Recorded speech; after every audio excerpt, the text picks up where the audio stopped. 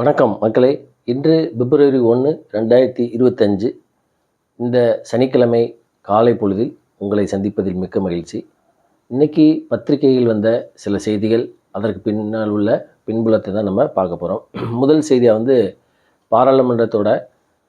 நடப்பு பாராளுமன்றத்தோட பட்ஜெட் கூட்டத்தொடர் நேற்று நமது ஜனாதிபதி முர்மு அவர்களுடைய உரையோட துவங்கியது அப்படிங்கிற செய்தி தான் இன்றைக்கி எல்லா பத்திரிகையிலுமே வந்திருக்கு.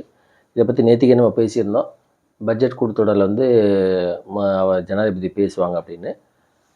கூட்டத்தொடரில் அவங்க முக்கியமான சில கருத்துக்கள், அரசின் சாதனைகளை சொல்லியிருக்காங்க. அதில் நிறையா இருக்குது. அதில் குறிப்பிடத்தக்கது என்ன அப்படின்னா, இப்போ மத்திய அரசின் திட்டங்களால் இளைஞர்கள் அப்புறம் தொழில் முனைவோர்லாம் பயன்படுத்தியிருக்காங்க. காஷ்மீர்லேருந்து கன்னியாகுமரி வரைக்கும் ரயில் பாதை இணைக்கப்பட்டது அப்படிங்கிற மாதிரியும், அதே மாதிரி மத்திய அரசின் திட்டங்களால் 25 கோடிக்கு மேல் மக்கள் வறுமையிலிருந்து மீட்டெடுக்கப்பட்டனர் அப்படின்னு சொல்லி ஒரு வளமான இந்தியா உருவாக்கப்படும் அப்படின்னு ஜனாதிபதி முர்மு அவர்கள் பேசியிருக்காங்க. இது தொடர்பாக சில சர்ச்சைகளும் கூட எழுந்திருக்கு. என்ன அப்படின்னா, அந்த முர்மு அவர்கள் ஜனாதிபதி உரை வாசிக்கையில் கடைசி நேரத்தில் அவங்க சோர்வடைஞ்சிட்டதா சோனியா காந்தி, ராகுல் காந்தி அவங்க தங்களுக்குள்ளே பேசினது அது சமூக வலைதளங்களில் பேசப்பட்டு, அது பின்னாடி ஜனாதிபதி அலுவலகம் அது மறுப்பு தெரிவித்து அந்த மாதிரி ஒரு சர்ச்சையும் வருது அப்படிங்கிற செய்தியும் பத்திரிகையில் வந்திருக்கு. இது போக இன்றைக்கி ஒரு முக்கியமான இது என்ன அப்படின்னா, பிப்ரவரி 1 மத்திய பட்ஜெட்,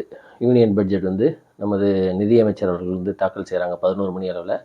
தமிழ்நாட்டிற்கு இதில் பல சிறப்பம்சங்கள் உண்டு. தமிழ்நாட்டிலேருந்து தான் அதிகமான நிதியமைச்சர்கள் தமிழ்நாட்டிலிருந்து பட்ஜெட்டு தாக்கல் செஞ்சுருக்காங்க. முதல் பட்ஜெட்டு சண்முகம் செட்டி அப்படிங்கிறவர், சென்னை சேர்ந்தவர், அவர் தாக்கல் செஞ்சுருக்காரு மத்திய பட்ஜெட்டு. அதேமாதிரி டிடிகே கிருஷ்ணமாச்சாரியார், அப்புறம் ப. சிதம்பரம். இப்போ அந்த வரிசையில் நமது இப்போ உள்ள நிதியமைச்சர் நிர்மலா சீதாராமன் அவர்கள் பட்ஜெட்டு தாக்கல் செய்கிறாங்க. இவங்க 8 முறை பட்ஜெட்டு தாக்கல் செய்கிறாங்க அப்படிங்கிற செய்தியும். இன்றைக்கி பட்ஜெட்டில் என்னென்ன எதிர்பார்ப்பு அப்படிங்கிற பற்றி நம்ம பல வீடியோவில் நேற்றுலேருந்து பேசிகிட்டு தான் இருக்கோம். நேற்று சாயங்காலம் கூட ஒரு வீடியோ போட்டேன். அதில் குறிப்பாக இது அதாவது இந்த நடுத்தர மக்கள் மற்றும் ஏழைகள் இவங்களுக்கெல்லாம் நிறையா சலுகைகள் கிடைக்கும் அப்படிங்கிற மாதிரியும், அதே மாதிரி வருமான வரி செலுத்தக்கூடிய நடுத்தர மக்களுக்கு இந்த பட்ஜெட்டில் நிறைய விதிவிலக்குகள், சலுகைகள் கிடைக்கும் அப்படிங்கிற மாதிரியும் செய்திகள்லாம் இருக்குது.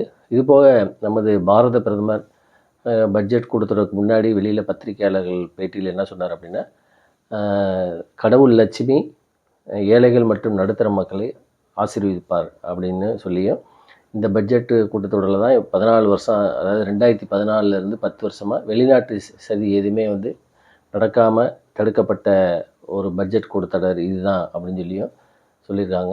இந்த மாதிரி பட்ஜெட் 2047 இந்தியா ஒரு வளர்ந்த இந்தியாவாக மாறுறதுக்கான வாய்ப்பு உண்டு. அதற்காக இந்த இவருடைய அந்த பாஜகவுடைய 3வது 3.0 எல்லா நடவடிக்கையும் எடுக்கும், அனைவரையும் உள்ளடங்கிய வளர்ச்சி அப்படிங்கிற மாதிரியும் பிரதமர் பேசியிருக்காங்க. இது தொடர்பான செய்திகள் எல்லாத்துலேயுமே வந்திருக்கு.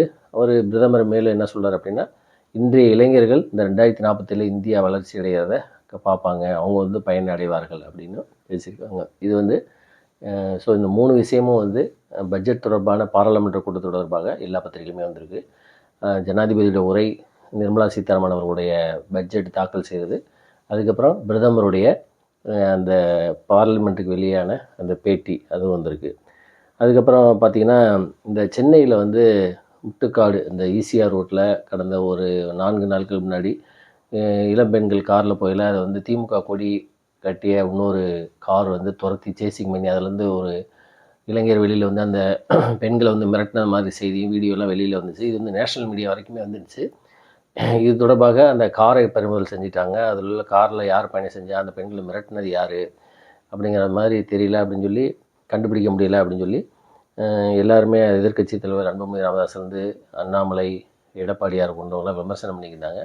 இந்த நிலையில் அந்த போலீஸ் காவல் அதிகாரி அவர் என்ன சொல்லுன்னா, மொத்தம் இந்த சம்பவத்தில் ஈடுபட்டது 7 பேர், அதில் 4 பேரை கைது பண்ணிட்டு அவங்க 4 பேருமே கல்லூரி மாணவர்கள், மீதி 3 பேரை தேடிக்கிருக்கோம் அப்படின்னு சொல்லியும் இந்த செய்தி வந்திருக்கு. இது இந்த பிரச்சனைக்கு ஒரு முற்றுப்புள்ளி வைக்கப்படும் என்று எதிர்பார்க்கப்படுகிறது. இருந்தாலும் இந்த மாதிரி பெண்களை சேசிங் பண்ணுறது அப்படிங்கிறது அது விரும்பத்தக்காதது. அது என்ன சொன்னாங்க அப்படின்னா, காவல்துறையில் அந்த காரை அந்த இளைஞர்கள் ஓட்டி வந்த கார் இந்த பெண்கள் காரு உரசியதால் அதனால் துரத்தியதாக சொல்லுது. அப்போ அதுக்கப்புறம் கார் உரசப்படலை அப்படின்னு மாற்றி மாற்றி சொல்கிறாங்க. எது எப்படி உண்மை வெளியிருந்தால் சரி. அதுக்கப்புறம் யூஜிசி வந்து எல்லா பல்கலைக்கழகம் உயர்நிலை பல்கலைக்கழகங்கள், அது மருத்துவக் கல்லூரி, இது இன்ஜினியரிங் பொறியியல் கல்லூரிலாம் வந்து ராகிங் தடுப்பது தொடர்பான அந்த உச்சநீதிமன்ற வழிகாட்டுதல் வந்து ஸ்ட்ரிக்டாக ஃபாலோ பண்ணணும் அப்படின்னு. அதாவது அதுக்கு வந்து ஒரு ராகிங் தடுப்பு குழு உருவாக்கணும். மாணவர்களுக்கு வந்து சீனியர், ஜூனியர் அவங்களுடைய உறவை மேம்படுறதுக்கு கவுன்சிலிங் நடத்தணும். அதே மாதிரி அவங்கள்ட்ட திடீர்னு ஹாஸ்டல்லாம் போய் சர்ப்ரைஸ் விசிட் பண்ணணும். அந்த வளாகங்கள் ஃபுல்லாக வந்து சின்ன சின்ன போஸ்டர் வந்து ராகிங் செல் தொடர்பான நம்பர், மெயில் ஐடி அதெல்லாம் ஒட்டணும். இதை வந்து ஸ்ட்ரிக்டாக ஃபாலோ பண்ணணும் அப்படின்னு சொல்லி யூஜிசி வந்து அனைத்து உயர்தர, அதாவது முன்னணி கல்லூரிகளுக்கெல்லாம் வந்து உயர்கல்வி நிறுவனங்களுக்கு வந்து உத்தரவு பிறப்பிச்சிருக்கு அப்படிங்கிற செய்தியும் பத்திரிகையில் வந்திருக்கு. அதுக்கப்புறம் பார்த்திங்கன்னா இந்த டெல்லி தேர்தல், அதில் வந்து இந்த யமுனை ஆற்றோட பிரச்சனை ஓடிக்கிருக்கு. அது என்ன அப்படின்னா, நேற்றுக்கு அதை சொல்லியிருந்தேன். யமுனை ஆற்றில் வந்து விஷம் கலக்கப்பட்டு ஒரு பெரிய லெவலில் மக்களை இறக்கிறதுக்கு, ஜீனோசைடை செய்கிறதுக்கு பாஜக அரசு முயற்சி செய்யுது. ஹரியானாவிலேருந்து அந்த யமுனை கலக்கையில் அங்கேயே வந்து விஷத்தை கலந்து பெரிய லெவலில் மக்களை கொல்றதுக்கு முயற்சி செய்கிற அப்படின்னு சொல்லி அரவிந்த் கெஜ்ரிவால் வந்து குற்றம் சாட்டியிருந்தார் தேர்தல் பிரச்சாரத்திற்கு. இது தொடர்பாக தேர்தல் ஆணையம் வந்து அரவிந்த் கெஜ்ரிவால், டெல்லியோட முன்னாள் முதல்வர், ஆம் ஆத்மி கட்சியோட தலைவர், அவருக்கு வந்து நோட்டீஸ் பிறப்பிச்சிருந்தாங்க. இதை அடுத்து நேற்றுக்கு திடீர்னு எந்த வித அறிவிப்பும் இல்லாமல் வெள்ளிக்கிழமை இவர் அரவிந்த் கெஜ்ரிவால் நேராக இதுக்கே போயிருக்காரு. நேராக உள்ளே போய் இந்த மாதிரி விளக்கங்கள்லாம் கொடுத்துருக்காரு. நான் எந்த இதில் சொன்னேன் அப்படின்னு. ஸோ இந்த செய்தி எல்லா பத்திரிகையுமே வந்திருக்கு.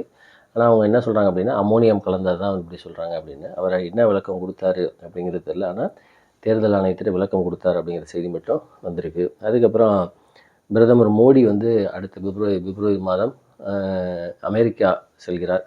அதாவது டொனால்ட் ட்ரம்ப் வந்து பதவியேற்றதுக்கப்புறம் அவர் 2 பேர் தொலைபேசியில் பேசுகிறாங்க. நமது பாரத பிரதமர் அவர்கள் வந்து மோடி அவர்களுக்கு வந்து டொனால்ட் ட்ரம்ப் அவர்களுக்கு வந்து வாழ்த்துக்களை தெரிவித்தார் 2வது முறையாக தேர்ந்தெடுக்கப்பட்டதுக்கு.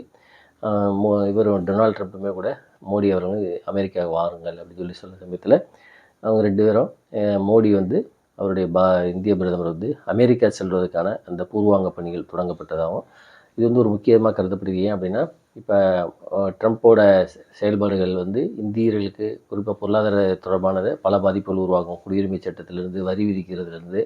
ஸோ அந்த மாதிரி சமயத்தில் இந்த இரு நாட்டு உறவுகளை மேம்படுத்துறதுக்கு இரு நாட்டு அதிபர்கள் சந்தித்து பேசிக்கிட்டால் இந்தியாவுக்கு வந்து சுமூகமாக இருக்கப்படும் அப்படின்னு எதிர்பார்க்கப்படுகிறது. இந்த சந்திப்பு கண்டிப்பாக ஒரு முக்கியத்துவம் வாய்ந்ததாக கருதப்படுகிறது. அப்புறம் வந்து இலங்கை அதிபர் அவர் வந்து பார்த்திங்கன்னா இதுக்கு போயிருக்காரு, டெல்லியில் இலங்கையில் அந்த யாழ்ப்பாணம் பகுதியில் சுற்றுப்பயணம் மேற்கொண்டிருக்காரு.